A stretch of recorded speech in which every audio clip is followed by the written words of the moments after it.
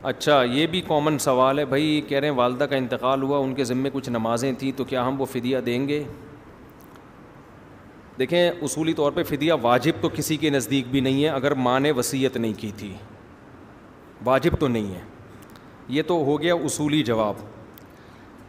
इसके बाद आम तौर पर जो जवाब दिया जाता है कि औलाद अगर अपनी खुशी से दे दे तो बहुत अच्छी बात है, ये जवाब दिया जाता है।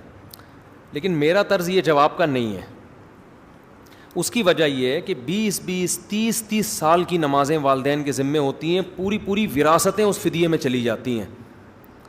अब हमारे यहाँ अक्सर उलमा तरगीब तो दे देते हैं कि औलाद को चाहिए कि वो अपनी खुशी से फ़िदिया दे दे।